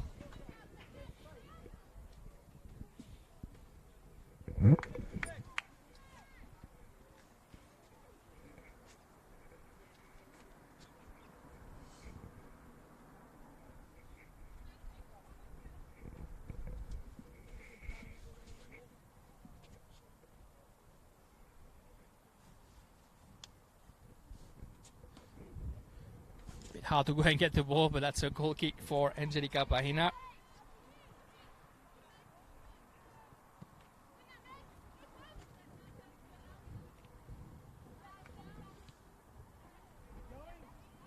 Ashley Sykes, who seems to have dropped in the midfield now. Good connection with Dawson. Couldn't find Beg. Now Meg Rodden for Sasha Grove. She has a bit of space. She starts running with the ball. Tried to find Cannon, but that was a little bit too hard. And now Olympic. Emma Guo, but good defense by Canavan. The ball comes back straight away though. Nicole Begg. Fit to Ashley Sykes.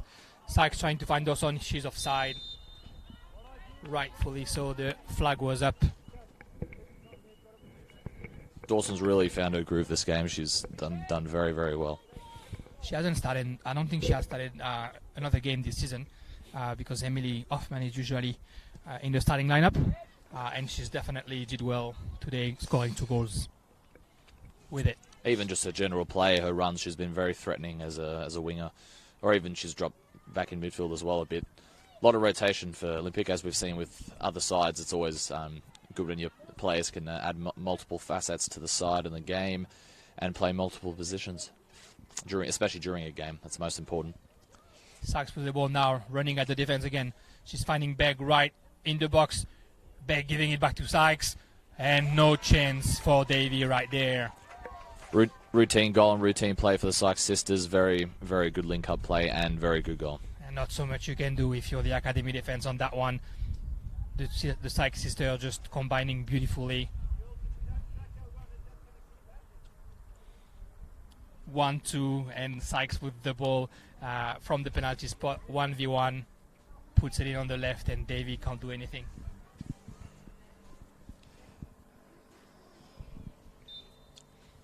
I mean, we've seen the way Olympics score, either quick one touch link up play, but very quick, very, very quick link up play, or balls over the top. So it's interesting to see that. And whenever it's Ashley Sykes, it works best when she's running onto the ball. But if she's obviously if she's assisting, that's her second assist of the game, or that was a goal from Sykes, right? That is was. Oh, sorry. Well, like I said before, you know, they are sisters. It's easy to tell them apart.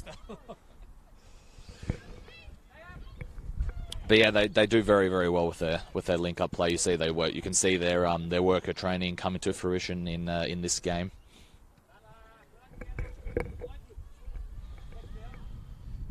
Andrew Woodman signaling the referee that is going to be a substitution on the next out. We've been playing for 75 minutes now. It's 6-1 for Canberra Olympic. This will be their last sub of the game, correct? Correct. Great acceleration by Sykes. Grove can't keep up with her, and the cut back cross well intercepted by Meg Rodden. Rodden finds Sampson. Looked for Giddies, but Farah was here. She's had a very good game, Farah, especially at the beginning of the game. She was a lot of the play was coming down her side, and she did very well to create it. Burdett with the ball. You know, last week when we were commenting Canberra Croatia against the Academy, at the end of the game we spoke with Nick Pozinic, and he was telling her that it's hard to keep pressing the whole game against Canberra United Academy. Today Olympic did really well, and I think if anything right now on the pitch, the Academy is the side that look a little bit tired and having a bit of a hard time getting behind the ball and doing the run to prevent Olympic to bring their offense to fruition, really. No, I agree. I have noticed they've been a little tired, a little jaded, little gassed that the CUA have, and maybe the break or the bye for them comes at the right time. Yeah, like I said, unfortunately for them though, with this loss, they go down to 5th place, and they don't have a game in hand like Olympic do. And if Olympic get another win, then unfortunately for them, it could. Without their control, they could be out of the finals. They're facing Belco in the last 2 games, which is not the team that you want to face when you're playing for a win to be able to get qualified. So yeah, it'll be out of their hands, and they'll be unfortunately watching that. Sasha Grove with the ball, 25 meters away. Karakanon now. Playing with Grove. Anna Hunt trying her chance from 30 meters. Out wide. On Olympics. Here we go, a substitution for Olympic. Lara Burdett coming out. Chloe Rudd coming in. So we are back at what the lineup was the previous weeks. Sienna Farah playing 6. Yeah. Chloe Rudd coming at the right back. That was a great game for Burdett today. You can see Andrew Woodman signalling, like you said, for Farah to come into midfield. Would have been very impressed with Lara Burdett's performance. And very, very rightfully so. She's had a very good game today. A bit of a workhorse in midfield for sure. Exactly. But in terms of Olympic, heading into the final stages, let's say they make the finals, as they currently are the favourites to in 4th place. How do you think they match up? Look, I think we've seen it against Canberra Croatia. If they play their game like they did in the second half, they are at the same level as the other one. And I mean, at the end of the day, you got Ashley Sykes and Nicole Beck, who have more experience in W League than most players in our competition. So I think they'll always be able to. I think it's the first year for this team. It's not the first year for the Belconens and the Canberra Croatia. So they have to find themselves. If they do find themselves, they'll cause issues and they'll cause threats. And I wouldn't be surprised if we see them going all the way to the grand finals this season. I think what's important for them, though, is not to concede. I know it happened today, and it was good to see. And for Andrew Woodman, he'll be happy to see that they came back immediately from conceding first. But they, as we saw against Canberra Croatia and as we saw against Gungahlin, then conceding first more often than not hasn't helped them. They haven't been able to make that comeback besides today. So Olympic will. I think it's important for them to go out and try and score their first goal against the big sides. One thing that they have is the pace and the technique. One thing that they will lack against Belconnen and Canberra Croatia is definitely the physicality and a little bit of the size. Sorry, we were discussing that yesterday with Sarah West, the game between Belconnen and Wagga City Wanderers. Belconnen needs to be challenged physically. They have a lot of height. They're happy to play hard when they have to, and I think Olympic is almost it's a beautiful play rather than the strong play. Ash Sykes with the ball now. She finds Ali Cook in the midfield. Beautiful Ali ball. Cook, this little chipped in over Jensen, and Jameson has the ball on the left side. Jensen unfortunately fell. Jameson the cross, and Meg Rodden able to clear that one. Sasha Grove, she has great pace, but she probably should have passed the ball before to Christopherson. Farah now. It's the end of the game. There starts to be space everywhere. Sykes, Grove right behind her. Sykes is able to turn around. She's getting into the box. Pushes the ball past Canavan. Tried the cut back, and fortunately Rodden was here. Empson, sorry, was here. Preventing Dawson from getting into a hat trick. You can hear Andrew Woodman on the sideline yelling, keep working, keep going for it. And so it's a good mentality to have, especially when you go up against sides that can score from anywhere and can put quite a few on teams. Especially being a team that whenever they win by quite a big margin. You need to always have that mentality. That was a great ball by Tarkanen for Christopherson. She's finding Anna Hunt in the middle. Giddy's fighting for that ball. Chloe Red sort of sitting on the ball in the box, and the referee doesn't call anything. Well, you can't blame Shakespeare there. I mean, Shakespeare's going, what do you want me to do? There's nothing illegal there. She didn't hold the ball with her hands. She didn't, she didn't sit on the ball or anything like that. She just kept sort of cradled it in her legs. And that's very unorthodox, but it worked very well there for Hemmings. Like, I think she's been one of the standouts today. Despite all the goals, she's been fantastic in defence. Exactly, and I think unfortunately Hunt and Giddy didn't know what to do. But I'm sorry, I'm just laughing at Nathan Shakespeare just with the hands up, going, "What do you want me to do?" There's nothing illegal there. The ref asking for another changes, and it's Ashley Sykes coming out for Olympics. Still no change on the academy side, and we've played 80 minutes.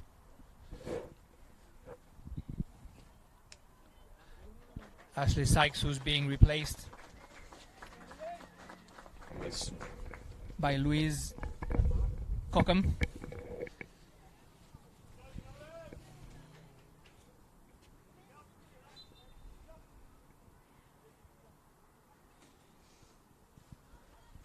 Two goals and 1 assist for Ashley Sykes. I mean, what else do you want from a game like that? She's now up to 5 goals, just behind Nicole Jalosha and Alexia Forner, who scored 6 goals each for Belconnen.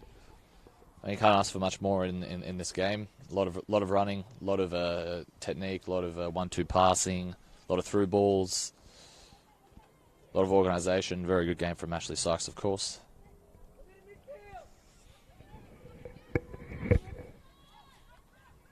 Hemmings was trying to find Guo, but good interception by Alice Jensen, read the ball quickly. Guo, as you could see, she was waving for it there in the wing. However, if you're going to do that, you're going to need a little bit stronger pass there. Cockham with our first ball. Tarakanen was here. Only play on the field with the long shirt on the moment. Must be a lot warmer than the rest of them. Christopherson with the ball on the right side. Good run to go past Jamieson, but good cover by Nicole Begg. No substitutes yet for Scott O'Donnell. Interesting choice there.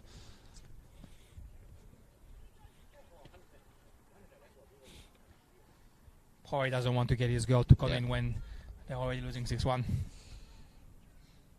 Yeah, I'm just seeing on the sideline. It doesn't look like any of them are.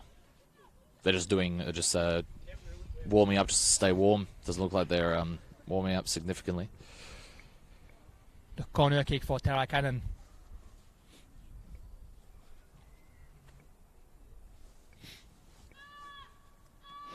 Just a bit behind at the penalty spot. Sasha Grove couldn't control it, but the ball goes back to Cannon. She's finding Christopherson in feet. Back to Cannon. A cross again. This time the header is for Cook. And now Annie Grove is trying to avoid the ball to come out, but that's a goal kick for Canberra Olympic. The academy just hasn't been dangerous enough today. They have, and their physicality hasn't been the same as what it was last week. And maybe that's not what this game. Maybe that's not what they needed in this game. But they didn't have the same presence as they did last week.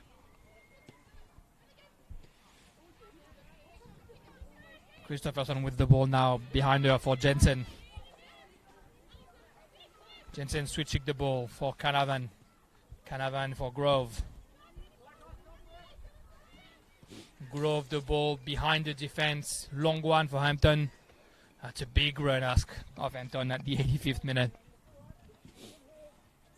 We've got some score updates from around the grounds. Canberra, Croatia have equalised. There's now 1-1 there with 25 minutes to go against Belcon United at Deakin Stadium. That sets up a very, very interesting 25 minutes. And Woden Western are still beating Tigers FC 1-0. 7 minutes to go there.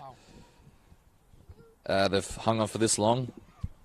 Let's see if they can hang on for the next 5 minutes, and that would be a great win for Woden Western. Christopherson has the ball in the box right now. One touch cross. Just a little bit too long for Sasha Grove and Alex Kiddis. That was another good ball by Annalise Grove behind the defense on the wing. And that's a corner kick. Sorry, I didn't realize it was a corner kick. Apparently the cross was deflected by Jamieson. Of course, the Southern Derby, Tuggeranong versus Woden Western, is set to kick off in 6 minutes on Bar TV, live here on Bar TV Sport and WNPL. Tara Cannon again for the corner. Canavan running in. The ball for Sasha Grove. And the bicycle kick. Oof. What an inspiration by Christopherson. It looked like whenever someone does a move like that, bicycle kick or a volley, it always seems like just time slows down when that sort of things happens. Even if you're not the one scoring, even if you're not the one kicking it, it always seems like time slows down when that happens, especially from our angle here. Very good technique. Fortunately, she wasn't able to put enough power on it to surprise Pahina. Meg Roden with the ball now. Bit of momentum for the academy in the last 10 minutes. Christopherson again faster than Jamieson, and Jamieson has to foul. Not signaled by the referee, so that wasn't a foul, excuse me. That was a good run by Christopherson, who was able to cross the ball afterwards. Besides the goal, Pahina hasn't been too troubled today. I think that's a credit to the defence, all four of them. They've done very well today. Canberra Olympic in that regard. Exactly, protecting their keeper, who's been in other games an amazing goalkeeper as well. So I'm sure she would be happy with some workout too. Hampton with the throw-in.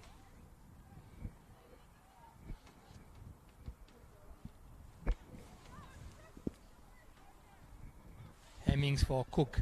Cook, who's playing in the midfield again with Nicole Begg dropping down in defense. Ooh, that ball for Jamieson, from Jamieson for Begg on the left was a bit long, but Begg fought for it. Emma Guo protecting the ball, finding Ali Cook. I know it went out, but geez, Emma Guo did very, very well to get the ball out of there, especially in that tight position. You only had two players on her, Great able to body squeeze strike. it through in between. Just a little bit more than 2 minutes to play here in Hawker Football Centre. It's 6-1 for Canberra Olympic against Canberra United Academy, which means that Olympic will find themselves fourth with 9 points after this game, and Canberra United Academy with an extra game are fifth now with 7 points, and they are not playing next weekend. Next weekend is the bye for the academy. Emaguo with the ball. Kokum trying to find Jones, but Tara Cannon is here. Cannon pushing the ball behind Chloe Root for Alex Giddis.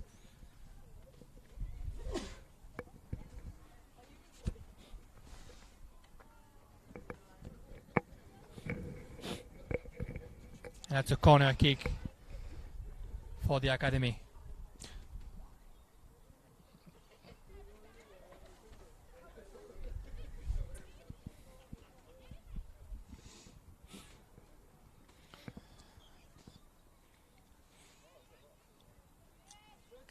Cannon with a corner.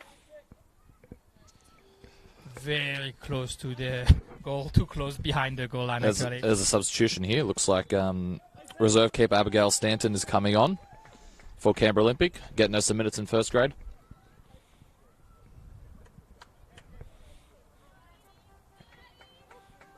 Seems like a bit of a reward for Stanton. That must have been her parents in the car there, beeping. Very happy to see her come on in first grade, getting a few minutes. Everyone in the stands is applauding, and all the players were happy to see her in. Paina happy to come out to let Empton play. She's very happy with her performance, as you can see on the sideline.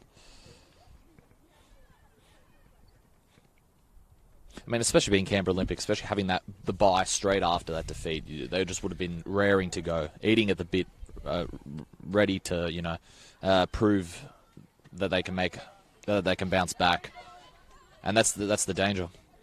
Exactly, and the last time Olympic had beaten the academy was over 2 years ago in early season of 2018 in March, because last season Olympic got beaten twice by the academy, so they'll be happy to have put that little streak of 4 games behind them. And with this win, that will mean Olympic have already improved their points total in this shortened season from last season. Of course, they only got 8 points last season, so overall a much improved season this year from Canberra Olympic, and Andrew Woodman will be very happy with the progress his side's made, especially if they can make the top 4 as they look likely at the moment. And that duel again between Christopherson and Jamison concedes a corner kick.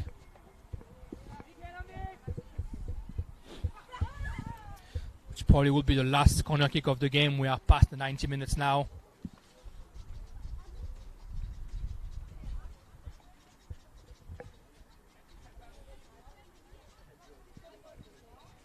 Tarakanan behind it again.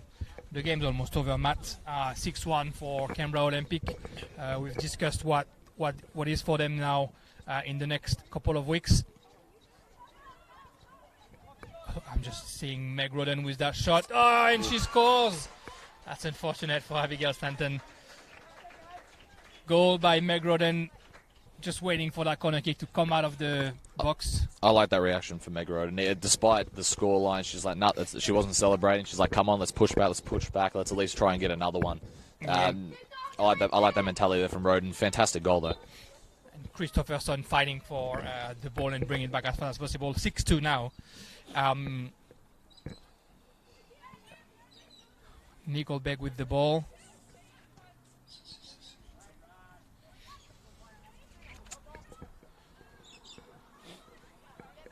Yeah, sorry, Matt. I was saying with Olympic, we've discussed what we can expect from them if they go to the finals. They also have Belconnen still to play. Belconnen's last 3 games are Canberra Croatia, Canberra Olympic, and Canberra United Academy. That's going to be a very interesting matchup. That's a run. What do you think we can expect from Olympic against Belconnen? I want to say a lot of goals, but like I said, with Belconnen, they score a lot, but they never concede. So it's hard to tell. I really don't know what to expect from that game. I mean, Woodman side will need to be they're very good defensively, and they need to do exactly defensively as they did as well. But the problem is Belconnen. You can't sleep against Belconnen. Like you can't. I'm not saying they'll sleep, but you can't even just blink for a second against Belconnen because they can hit in an instant. So it's always an uphill task. If they can get something out of the game, they'll be cheering. And it's a 90-minute battle. A 90-minute battle also against Belconnen as well. I said that yesterday. Wagga City was quite heroic against Belconnen, but they conceded 8 goals because Belconnen just doesn't stop. They keep going at it for the whole 90 minutes. They keep attacking. They have so much firepower on the field and on the bench. This is going to be definitely one of the games of the end of the season. Nicole Bay clearing that ball. We're now at the 93rd minute. Sienna Farah dribbling past Tara Cannon. She's looking for a ball in between for Lily Dawson. Lily Dawson could not control that ball properly. And Grove gets the ball. That's the end of the game, withheld by the referee, Mr. Shakespeare. 6-2 for Canberra Olympic. Great win for Andrew Woodman and its players. The end of the season will be pretty, I think, for the Blues. Canberra United Academy will have to think about it during their bye. They have to remobilize. The fate is not in their hands. I think it might be hard for them to get to the top 4 now. The fate certainly isn't in their hands. I think it's very unlikely now. Like I said, considering they're having the bye and Olympics still have that matchup in hand, it's going to be very, very difficult for Canberra United. But in saying that, though, they have played some good football this season. They're a growing team. They're a very young team, and they've got a lot to learn from. They've had a lot they've learned from already this season, and I'm sure they'll come back stronger next season in that regard. But they've still got a match or 2 to play. Thank you very much. Thank you, Matt. It was a great game here at Hawker Football Centre. We'll see everyone next week. Thank you. Thank you very much. Thanks, man. What's your name? Jackson. Do you know Daniel Nicoletti? He's in the year above you. He's my brother. Oh, that's so.